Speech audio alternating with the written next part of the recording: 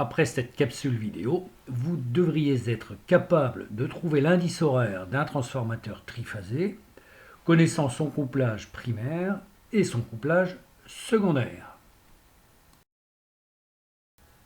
Sur chaque noyau sont placés les N1 spires de l'enroulement primaire et les N2 spires de l'enroulement secondaire, que l'on sépare volontairement. Généralement, on ne représente pas le circuit magnétique. Pour déterminer l'indice horaire, il nous faut d'abord placer les bornes homologues des enroulements primaires et secondaires, repérés ici par un point. Si on place les vecteurs E1 et E2, orientés vers le point, respectivement tension aux bornes des bobinages primaires et secondaires, on sait alors que E1 et E2 sont en phase. Il en est de même pour les bobinages placés sur les deux autres noyaux. Repérons par les lettres majuscules A, B et C les trois bornes primaires d'alimentation du transformateur et par des lettres minuscules les trois bornes secondaires correspondantes.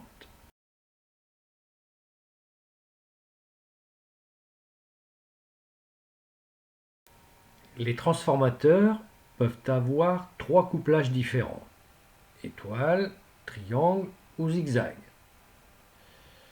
Cherchons à déterminer par exemple l'indice horaire d'un transformateur couplé en étoile au primaire et en triangle au secondaire.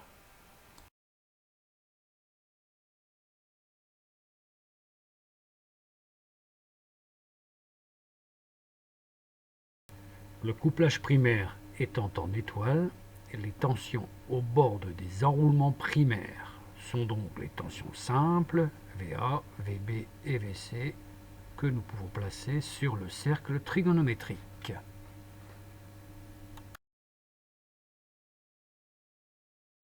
Si on observe le couplage secondaire, on constate que la tension en phase avec la tension simple primaire VA n'est autre que la tension composée secondaire UAB.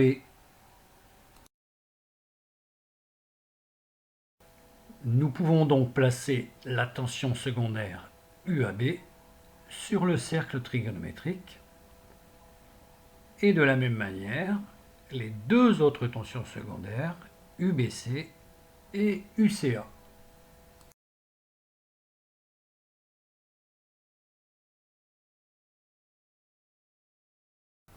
L'indice horaire indique le déphasage entre les tensions primaires et secondaires correspondantes. Le couplage triangle ne mettant en jeu que les tensions composées, nous allons par exemple rechercher le déphasage entre les tensions composées primaires et secondaires UAB.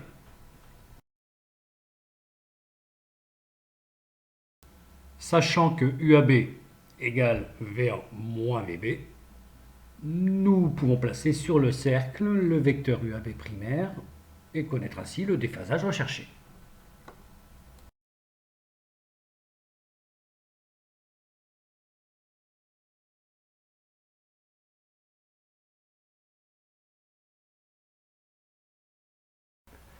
Pour donner l'indice horaire, on place les deux vecteurs sur le cadran d'une montre en positionnant la tension primaire à midi, donc verticalement. L'heure indiquée par la tension secondaire donne l'indice horaire. Donc ici, 1 heure. Le transformateur que nous venons d'étudier est donc un transformateur YD1. Chaque type de transformateur peut posséder plusieurs indices horaires.